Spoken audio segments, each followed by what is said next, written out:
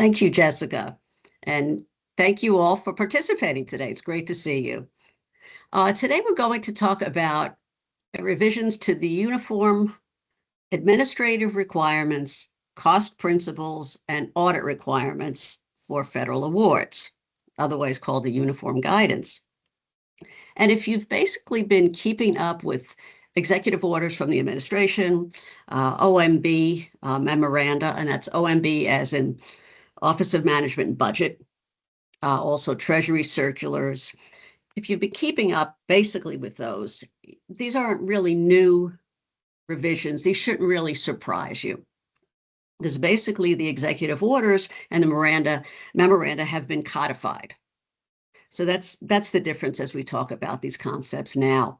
And in fact, we over the past year, we had a webinar called Meaningful Monitoring Beyond Compliance. And in fact, we talked about some of these executive orders and applying these in terms of practice. And we'll put a link to that. That webinar is on our website, but we'll provide a link for that in the chat as well.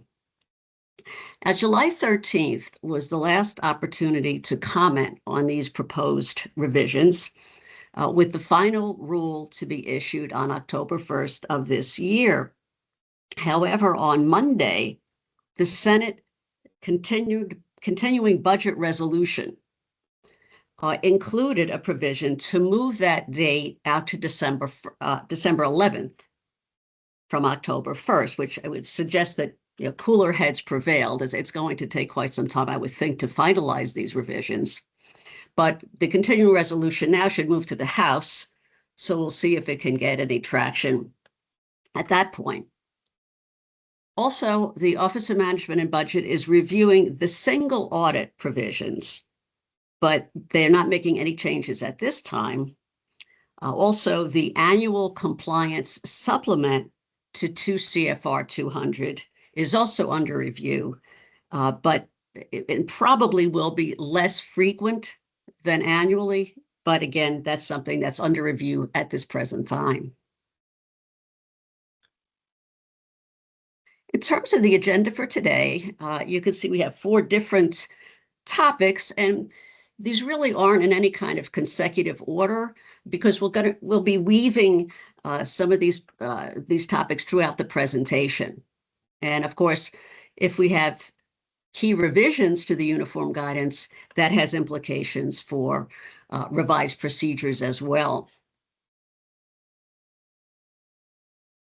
In undertaking these revisions, the OMB has presented these reasons to do so.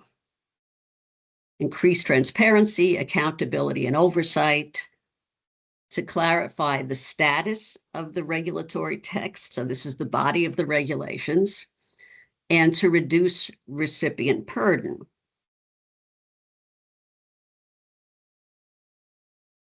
And in reading through these proposed revisions from, say, a 10,000-foot view, there seem to be certain trends or themes that I think you'll see repeated in this presentation as we go over some of the more important proposed revisions. First of all, OMB oversees the uniform guidance, and they always have, but it is very much asserting itself in the regulatory process more than we have seen. Standardization seems to be a goal here. Rules for all federal grant-making entities should be the same. And I would assume that standardization would result in greater efficiencies. And the mandatory executive policy alignment is a very big theme. The importance of aligning your grant goals with national policy, executive policy.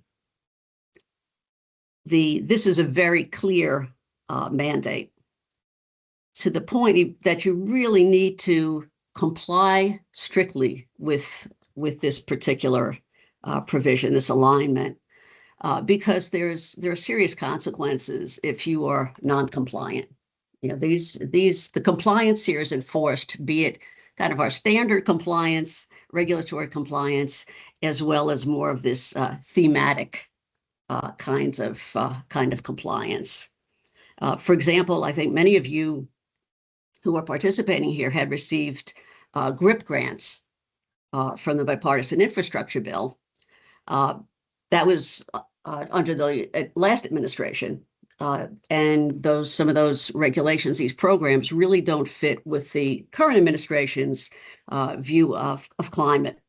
So many of those programs were terminated, or after litigation, some of them were restored. But I point this out to illustrate how important compliance is, because there's a more aggressive stance in terms of taking funding back than may have been the case. In terms of some key proposed revisions, we've noted many times before that, excuse me here. Sorry about that. We want the administration, not surprisingly, wants to remove any kind of unlawful discrimination, as it calls it, and this is the DEI initiatives, the diversity, equity, inclusion initiatives, which the administration considers a violation of the equal protection under the law or constitutional amendment. So this is something, again, they take very seriously, removing any kind of link to any kind of DEI initiatives. Also, the theme of removing any reference to fixed amount awards or fixed amount subawards. They're no longer permitted. And again, these are fixed amount awards as in grants, not contracts. Okay, so fixed amount awards tend to be smaller in value, and the award payment, the grant payment or distribution, is made at fixed points in time, right? So it's a fixed amount at a point in time that's predetermined when certain milestones are reached.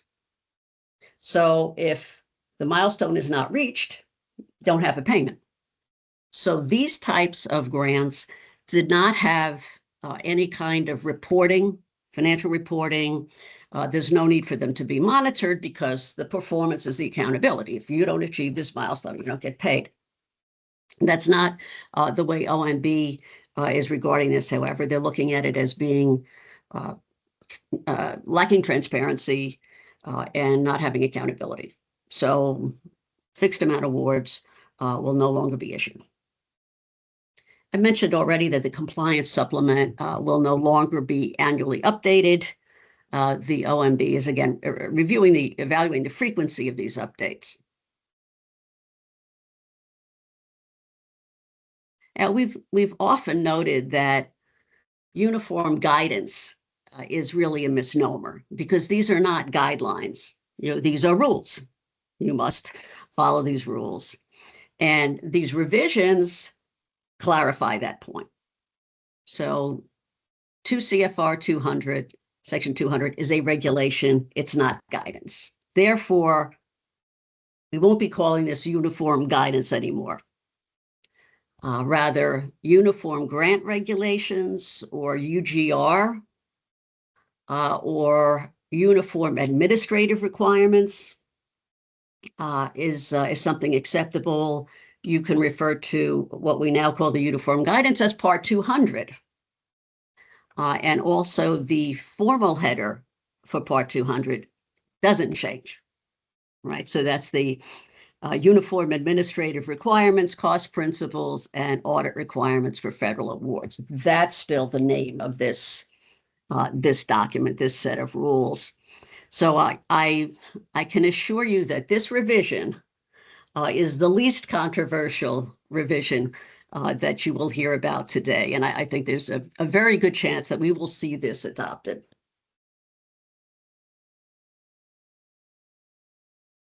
Okay, at the start of this paragraph, in terms of program planning and design, we see goals and objectives do not directly, and this particular section talks about goals and objectives as you're designing your program, providing meaningful results. And this paragraph clarifies that goals and objectives really don't directly provide meaningful results, but they aim to achieve meaningful results. So this is perhaps an example of wordsmithing here.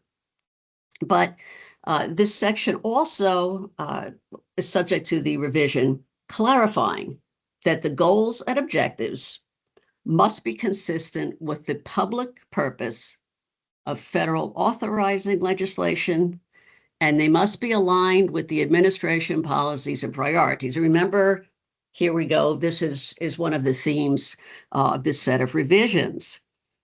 So program funds must not be used to subsidize political activities or initiatives that are unrelated to public purchases.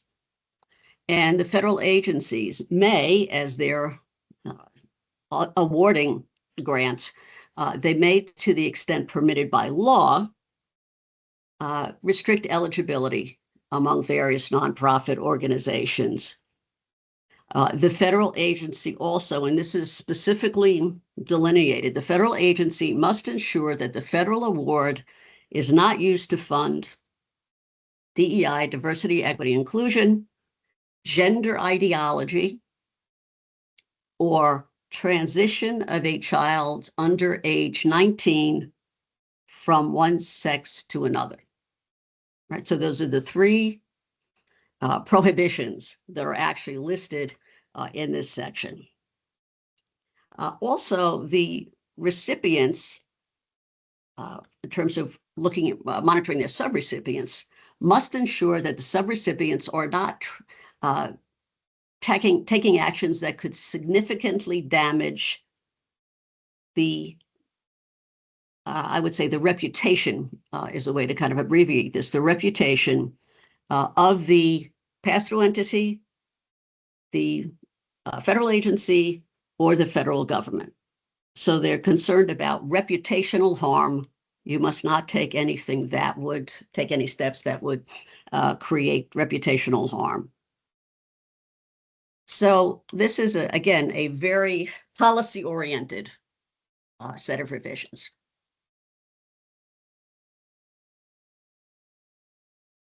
All federal agencies must comply with the Religious Freedom Restoration Act. So this is a reminder emphasizing this point.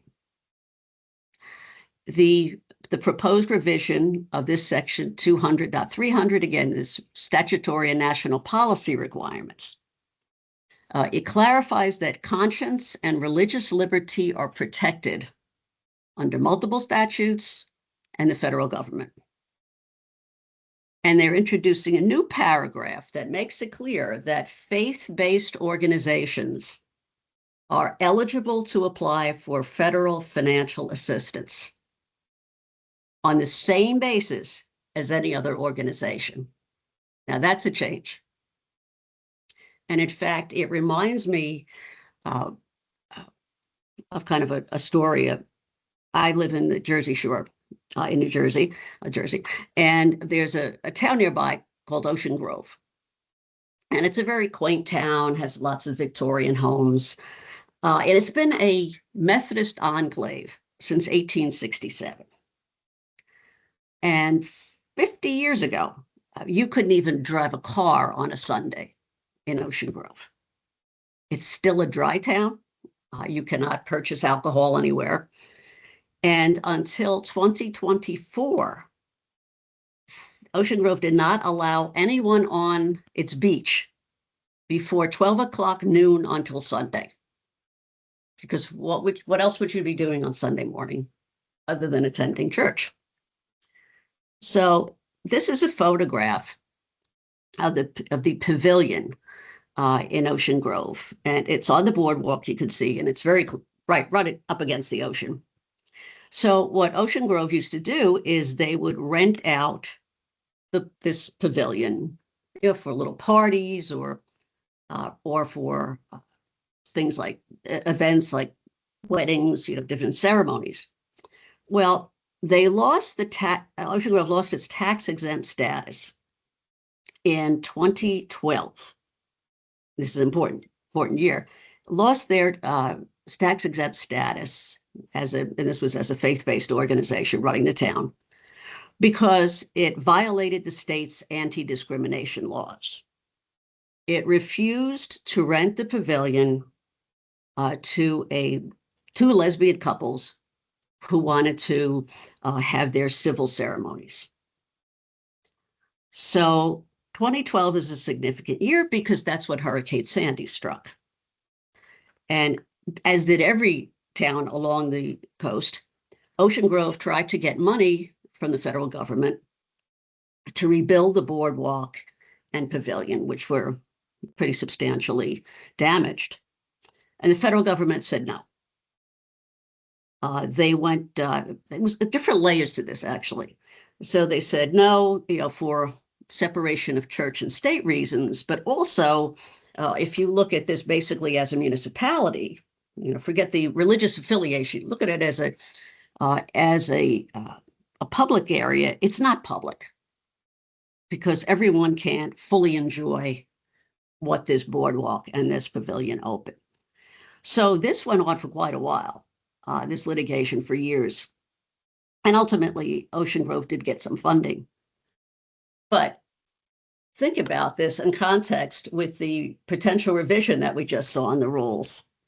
If this happened, the scenario this October, after the proposed uniform grants regulations are adopted, and the administration emphasizing, let's go back to it, emphasizing the conscience and religious liberty provisions, if that happened now, I think you may have a very different outcome. You would still certainly have controversy, but it may be, again, run a very different course. So I bring this up as an example to illustrate that these rules really do have real world consequences. And again, there are lots of layers to this, but that would be one real life example where this can certainly play a role. Also, affiliations, religious or otherwise, have been incorporated into these revisions. Now, the federal agency conducts a risk assessment before awarding funds to a grantee, right? So the analogy is a recipient, federal funding, often awards this to a subrecipient or subawardee. So that's what, and there's a risk assessment. Well, the federal government conducts a risk assessment.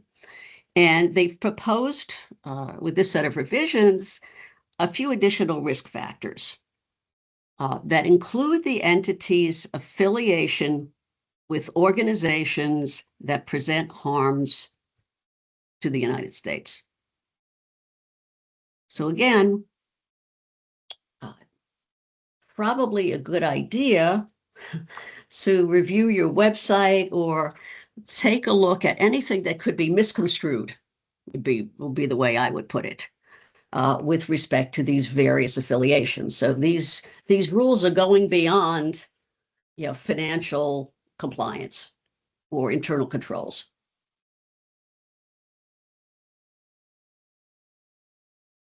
Now, the clarification of a regulatory structure was another reason for these revisions, and the OMB intends to establish a standardized framework across all grant-making agencies in the federal government, and this is one of the the themes that we've pointed out.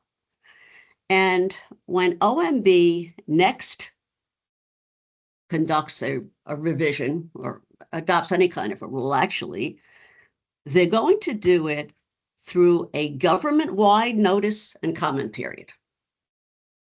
The agencies will not have separate notice and comment periods. It'll just be one grand notice and comment period. And the regulation will have one effective date. So again, if you have a question about a revision, you're participating in the FEMA BRIC program, Building Resilient infrastructure, and communities? You have to ask that question at the first NNC, or notice and comment period, because the Department of Homeland Security, which houses FEMA, is not going to have its own notice and comment period. And this may sound like inside baseball for bureaucrats, but in fact, even the Federal Register notice points out, perhaps the bigger issue here is that the role of agencies in rulemaking is less. Relative to OMB, it's taking a back seat. Right? So the OMB is strengthening its oversight or tightening its grip on the federal agencies, I think, again, in the name of standardization to a great extent. So while noting that this may produce greater efficiencies, you'll just have one notice and comment period, some of the comments received during the notice and comment period questioned the wisdom of relegating the subject matter experts, because you would assume that the agency folks have background in this particular agency and really do have a good handle on the substance. So they would be the subject matter experts, and they seem to be taking a lesser role. And again, that was one of the themes, that kind of overriding themes that we noticed looking at these revisions.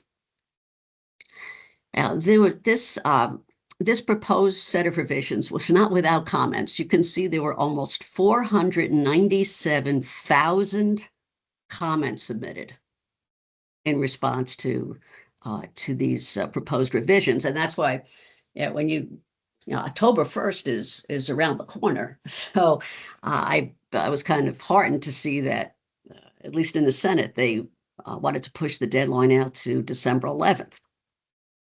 And if we look at the main topics, and it says top 10 concerns, because human nature being what it is, you probably are not commenting if you really like what's happening. Right? You say, oh, that's a good idea. You probably don't take the time to submit a comment. But if you see something and you're kind of shocked by it, or you think there's something happening here that wasn't fully thought out, you're going to submit a comment. So the comments tend to be negative. Right? So concerns with three particular areas here. Number one, political review and merit discretion, which we're going to talk about in the next slide. Early termination powers, also coming up, and the subrecipient and administrative burden. Now, remember, one of the reasons for the revisions had been to lessen recipient burden. But as we look at some of the details, I think the call is still out on that one, but we'll see. So if we look at this, the number one concern was political review and merit discretion. So before a funding opportunity is issued, the proposal is that a senior appointee in the administration would conduct a merit review to see if, is this proposal warranted? Is this necessary? The senior appointee would also have the authority to override an award by the agency, the discretionary award. So the SME, again, is the agency. And in terms of certainly medical issues, medical topics, a peer review is, if not mandatory, it's certainly industry practice. But that is, again, in the back seat. OMB is driving the car. So this is a change, and consistent with some of the larger trends that we've seen throughout the revisions. over 60% of the comments that were submitted came from researchers, scientists, engineers, academics. And again, they were directed prominently at this, the idea of the merit review. It's a huge change, as I say. If it was the NIH, National Institutes of Health, that were issuing a grant, they require peer reviews before they'll do this. So the concern is from these, again, engineers, scientists, researchers, concern is that scientifically sound awards, scholarly awards, could be compromised if again, the final word isn't, peer reviews, isn't scientists. Another concern that they expressed were additions to the termination and suspension provisions in the Uniform Grants Regulation. The federal agency or the pass-through entity has the discretion, and I'm reading from the slide here, discretion to terminate a federal award in part or whole if they determine that the termination is in their interests, including if the award does not effectuate program goals. Now, this was already in the uniform guidance. Does not effectuate federal agency priorities or the national interest. And national interest is a new criteria in this section, and it isn't defined.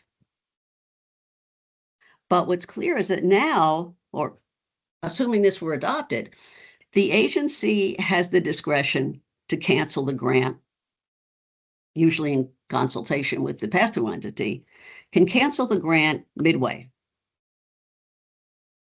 So again, the outcry from the scientists, the research is, look at clinical trials.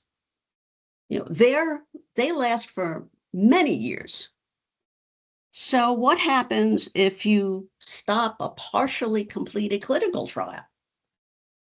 What do you have to show for it? You've completely wasted time and money because you don't have a result. And there was one of the comments that was interesting. It was from a researcher for women's health. And he said, that women's health requires the ability to investigate biological difference between men and women. This is an accepted scientific method. As a matter of fact, the National Institutes of Health had emphasized consideration of sex as a biological variable because there may be differences between men and women. So that is a factor that would be explored. And as the scientist questions, well, is this gender ideology? Would this fall into that prohibited activity? And could the award be terminated, if it even got off the ground? So again, some, looking a little more deeply at some of these potential rules.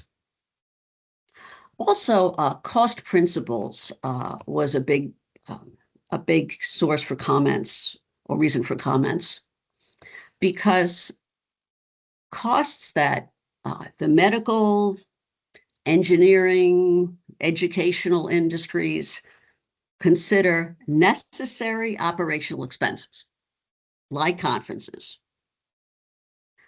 professional membership fees, publication costs, would be an unallowable cost to the grant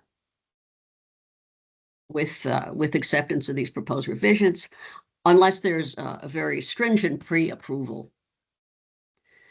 Now, certainly in the educational industry, publication is the name of the game in terms of higher education, and is concerned that this something like this would hinder knowledge sharing. It would certainly not foster data transparency or distributing findings through peer-reviewed journals. So again, some concern about that particular, those disallowed costs. There's also a prohibition, or actually in efforts to standardize, a government-wide baseline rule that would prohibit recipients and subrecipients from using federal funds, I'm reading from the slide here, to support bilateral or multilateral collaborations with covered foreign countries or covered foreign entities. Now, the reason for this, as you might imagine, is concern that our scientific results or research could fall into the hands of adversaries to the US. But if we restrict foreign collaborations, as comments have pointed out, it not only hurts the US labs, but it diminishes global health standards because, unfortunately, as we've seen, COVID, AIDS, to a lesser extent, thankfully, right now, Ebola, these diseases don't know borders. These are global problems. And I have an example that's closer to home.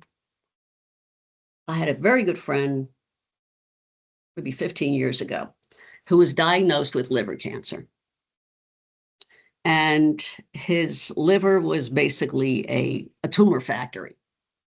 So the standard treatments for cancer, chemo, whatnot, did not work. And there was some talk about him entering a clinical trial with more experimental drugs. But of course, in a clinical trial, there's a control group, right? There's a group of subjects who don't get the medication. So that's taking a risk because you may not get the medication. Or you can get on a list, long list for a liver transplant. But his doctor had said that he knows he's met in different conferences, met a doctor who does a lot of this type of research in Hong Kong. So he said, let me reach out to him and see, if there's anything in the works, if he knows of something going on. So he reached out, and it turned out that this researcher had just received approval from the Hong Kong government for a treatment for liver cancer. They, insert a shunt into your liver, and that produces anti-cancer. What is, I should say, poisonous? What's poisonous to cancer? So that would help to diminish the tumors. So my friend, as it turned out, his company, financial company, had an office in Hong Kong. So he went to Hong Kong and had their treatment because it was not yet approved in the FDA, by the FDA in the United States. So he went to Hong Kong, and this was successful for probably 4 years. And he did wind up ultimately getting a liver transplant. But the point of this anecdote really combines the reasons why conferences and international collaboration are additive to the practice of medicine, right? If not knowing who and what is out there, my friend, for example, would have had a very different outcome. He's alive now, and that would not be the case. And one researcher pointed out in the comments that, for all these reasons, he's afraid that graduates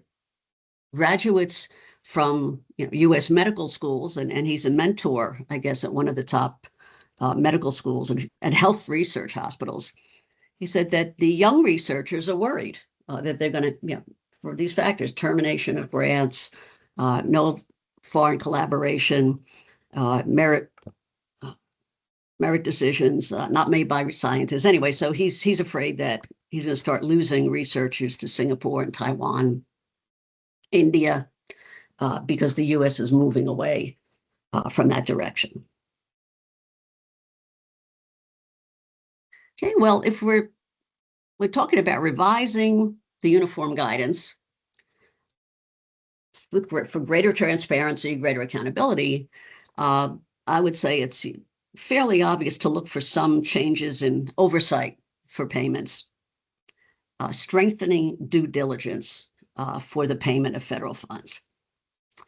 And the pass-through entities must report their subawards in sam.gov.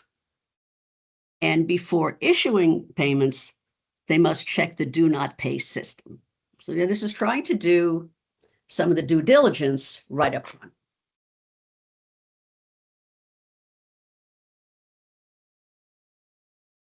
OMB also proposes language that requires payment requests from recipients and subrecipients other than states to include justifications for the payments that they receive, whether it's upfront payments or it's reimbursements. They'll need to describe the purpose of the payment and the specific award-related development that it supports. And I think this first paragraph is one that's important, probably for everyone on this call, because again, as part of their payment requests, grant drawdown or reimbursement, recipients and subrecipients other than states, because states have a different, actually a different statute with respect to their relationship with the federal government and payments. So they're not included here. But they must provide justifications for each payment. So this proposed change would certainly increase accountability for federal disbursements, and it would very much tie funding to outcomes. But this could substantially increase the administrative burden on grant recipients. Now, the federal agency has to justify payments that it makes to recipients. They have to justify that essentially to Treasury, Federal Treasury, OMB. And this is how this basically started, because this was previewed in the Executive Order 14222, which was addressed the DOGE initiative. And that's where this first came about. And then it flows down. If the federal government, the federal agency has to justify this, well, the grantee or the recipient has to justify it, and the subrecipient then has to justify it. And the actual proposed language would be that the brief written justification may include project milestones, project activities, administrative activities, or other requirements that must be completed under the award. If we use, say, Health and Human Services, state agency Health and Human Services, well, the state doesn't have to justify payments. It's off the hook, as is the state agency, the Department of Health and Human Services. However, if they then award daycare centers funding, the daycare centers must justify their payments using receipts, general ledgers, program progress, and that is what the state agency would be responsible for review. So again, it's more responsibility for the state pass-through entities. So this is a revision, and it's a little sneaky because the language doesn't change appreciably. Okay, so this is with a domestic preference for procurements. To the greatest extent practicable, so there's recognition that in some cases this isn't practical because it's not always easy to maximize the use of goods, products, and materials produced in the United States. And this requirement also flows down to subawards, contracts, and purchase orders under federal awards. So again, there are some materials that we just don't have here. We don't have many rare earth minerals. We don't have aluminum, copper, certain semiconductor. parts, high-tech components, certainly solar. We don't have solar manufacturing here, parts manufacturing. So there's a certain element of, to the extent practical. Now, the current language in this provision, and this is why it's a little subtle, current language is provide a preference for the use, right? Recipients of federal awards must provide a preference for the use of goods, products, etc. This states must maximize the use. So given the effort to strengthen this provision, I think this is one that your procurement teams need to be aware of. And certainly with large purchases, I would think that it's a good idea, if it's large purchases from grant funds, to write a memo to the file that would rationalize a purchase that is not, hasn't been manufactured or is part of a U.S. good or material. And as has been the case, the Buy America, Build America, BABA, is mandatory for infrastructure projects that are federally financed. Also, with respect to, I guess it is more of an internal control or accountability issue, recipients and subrecipients must participate in the Department of Homeland Security's E-Verify system. Currently, this applies to contractors. Contractors must verify that their employees are all able to perform work in the United States. I shouldn't say all employees that would be involved in the grant. Again, this is currently applicable to contractors. This would broaden that to grant recipients. Also, and this is a little unusual, I was kind of surprised. This pertains to internal controls that currently should align with the COSO format or the GAO framework, standards for internal control in the federal government.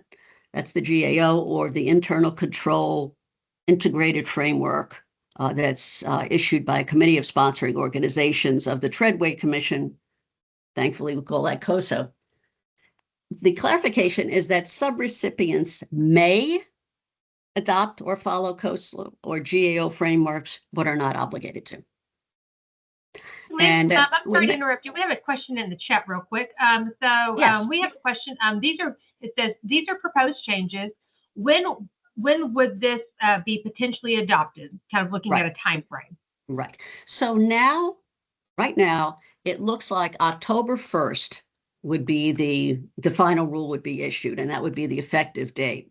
However, because during this budget process, the continuing resolution, the Senate inserted a provision that would move the deadline out. It wouldn't be October 1st, it would be December 11th. So that is in this continuing resolution, which hasn't been adopted yet. So that's in the works, it's out there. And again, we'll see if it gets any traction. The continuing resolution passes the Senate, it goes to the House of Representatives. So we'll see what happens to its fate there. So right now it's October, but there is clearly some movement underway to move that out to December. And you can see there's a lot here. So it certainly makes sense, I would say, to buy a little more time. Okay, were there any other questions in there, Jessica? Yes, so we have one more. It says, would these revisions apply to all grants? Okay, these apply to what are called discretionary grants. So discretionary grants are issued by federal agencies. So these apply to discretionary grants issued by federal agencies. However, grants that are a product of legislation,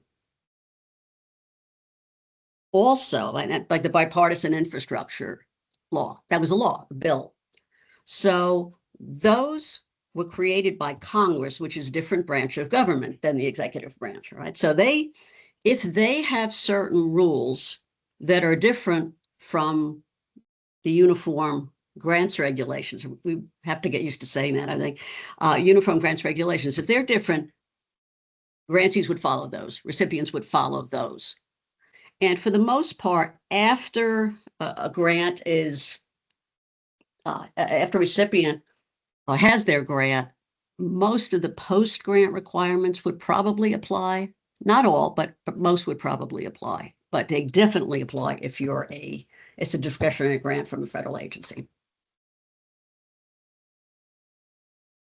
All right. Well, that's the questions for right now. So Okay, great. as we stated before, if you have any questions, please post them in the Q&A feature. Absolutely. Right. So we talked about, comments before, many comments, but there really have been minimal comments for payments, procurement, internal controls.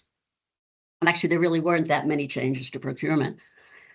And you would imagine that civil rights groups, legal defense groups, public schools would be submitting some comments about the DEI prohibitions and inserting more religious entities applying for federal grants.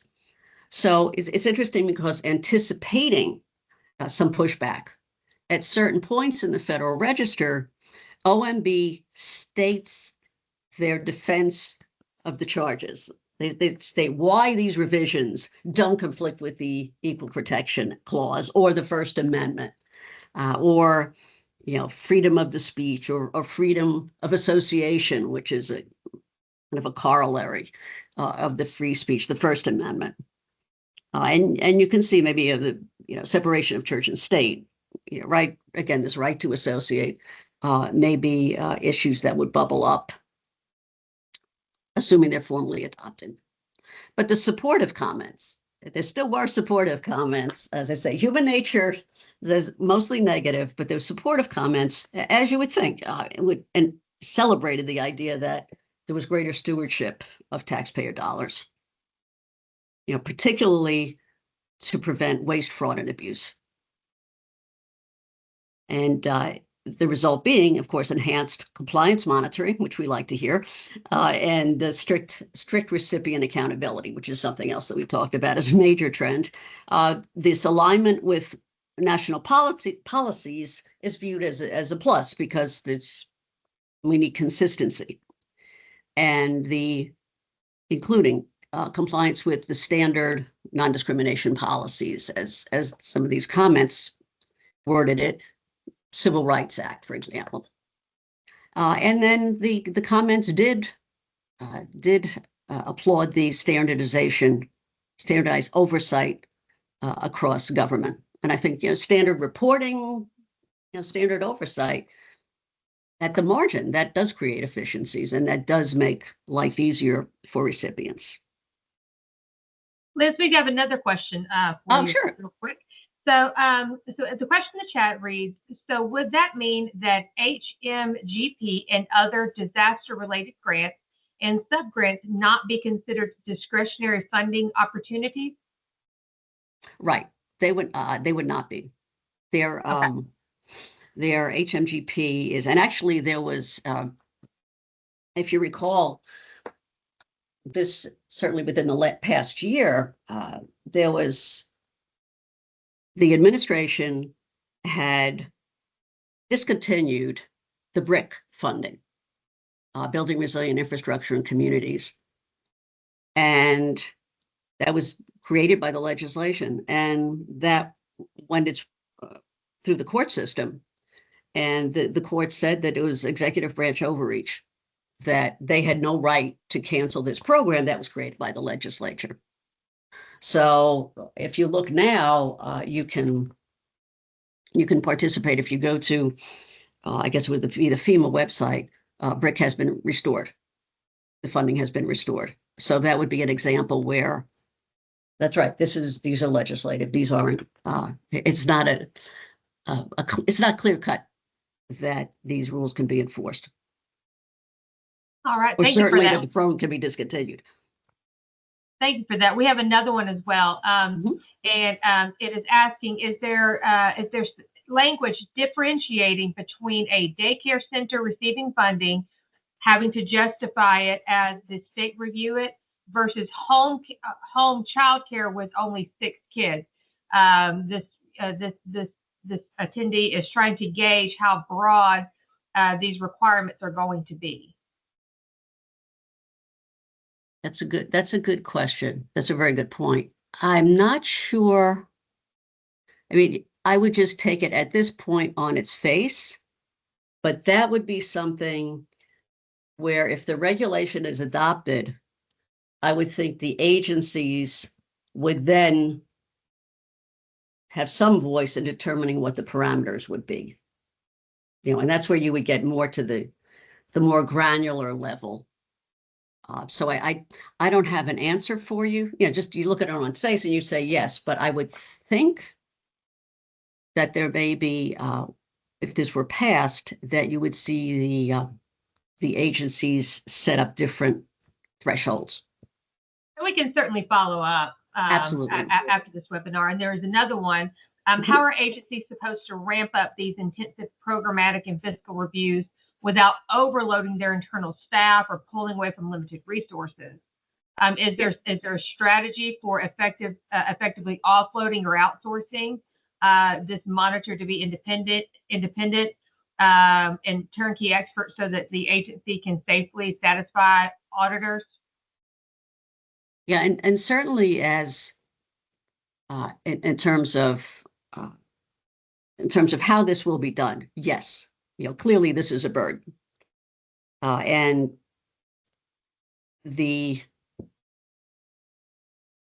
I would say the methods with respect to addressing that burden would be the same as having any other, new obligation or new responsibility kind of handed to you. So I would say those kind of, methods that would be traditional. Yes, you would outsource. You would have to hire. You would, have to do more of this, less of that. That would be the way that you would handle this. And certainly we know firms that would provide that independent monitoring, such as Vander Weele Group. Thank you so much. Great. So let me just start to wrap up here. Now, these next few pages are a summary of what we've pretty much talked to before. And we've touched on these points, but this is kind of a summary answer to the so what question. So what? What does this mean for me? So these are some of the ways in which pass-through entity responsibility may be affected. Against the recipient has to make sure that it's reported any subawards in sam.gov no later than the end of the month after the subaward was issued. The pass-through entity must ensure that each subrecipient complies with the terms and conditions of the subaward, which would include restrictions such as do not take actions that could significantly damage the reputation of the PTE, the federal agency. So again, this would be make sure that the subrecipient adheres with compliance requirements outside the normal. All right, make sure that you have a written procurement policy, right? Or make sure that you have a written conflict of interest policy. Obviously, this expands the world of compliance requirements. The pass-through entity must, with respect to new awards, include in the award, whether it's terms and conditions, standard terms and conditions, must clarify that the federal award cannot fund or facilitate DEI policies, gender ideology, and the transitioning children. That has to be in the contract terms. And again, pass-through entities responsible for reviewing these subrecipient payment justifications. And the thing I think that might be overlooked here is that if a subrecipient says, okay, we've met this goal, they write up their justification, you as the pass-through entity need to make sure that in fact they achieved this milestone.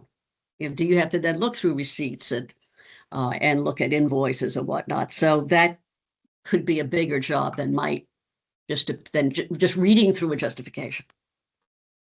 Okay, redraft state and local pass-through agreements to include strong indemnification clauses, and remember these discretionary clauses for termination and suspension, and that discretionary clauses could be triggered midway through the award. Now, these responsibilities should affect the way that you're monitoring. And this is kind of our initial take on these potential revisions. Again, you have to ensure that recipients comply with all requirements. The new one, the DHS E-Verify program, that you've verified the eligibility of payees, and that the subrecipients have done the same through the Treasury's Do Not Pay system. You probably have to add factors for the subrecipient's risk assessment that would be more operational, legal, organizational risks like affiliations, for example, and conduct more comprehensive desk and on-site monitoring beyond the traditional compliance and the traditional fiscal monitoring, to include adherence to policies. And that would include potentially detailed reviews of subrecipient training and human resources materials. What do your human resources materials look like? Project outcomes, public communications. What are you basically advertising about your firm? So it's, as I say, there's a lot here, and I think it will broaden the responsibilities of the pass-through entities, and I think it would also broaden their monitoring responsibilities as well. So again, be cognizant of these major trends: the centralization of control, standardization, not exceptions, and alignment with public policy. These are important, as well as continue compliance with what we would call standard regulations. And we've seen that there can be aggressive enforcement for noncompliance. So we've answered some questions. If we have more questions, please put them in the chat. We'd be happy to answer those. The other note is that if the final rule is issued on October 1st, effective October 1st, we'll be back to talk about that later in October, or if it's December 11th, we'll probably be back to analyze this and distill this in terms of how that affects you in January. And hopefully we'd get a little more color around these, the revisions that have changed. So Jessica, do we have any more questions? No, now's the time. Like I said, now's the time right now. If you have any additional questions, please put them in the Q&A feature. We'll be happy to answer them. And there's a couple that we'll follow up with either later today or tomorrow. So give it a second or so. Well, all right. Well, with that, like I said, thank you so much, Liz, for presenting today. If you want to watch the webinar and actually, Jessica, let me just point out, I may have jumped which in front of what you were going to say, but if you do have any questions, there's a lot here. And we can talk through some of these issues, as you say, as it gets more granular, and see how we could approach this. So feel free to reach out. And Jessica. Yeah, absolutely. So, and like I said, that you will have this webinar because, like it was packed full of information. So if you need to watch it again or share it with your colleagues, or refer back to it in the future, it should arrive to your inbox we're projecting by Friday. You can also view our previous webinars on our site. If you would like to receive invites to future webinars, please sign up for our mailing list. And as Liz stated, if you have any additional questions on what was presented today, you can please feel free to email us. We have Liz's and our general email in the chat, so please feel free to reach out that way. And then we encourage you to visit our resource library. There's a ton of grant oversight resource to help manage your grant programs, and it can be found at vanderweele.com/resources. And with all that, thank you all again for attending the webinar. We hope you all have a great rest of your day. Yeah, thank you very much. Appreciate your interest and your time. Thank you.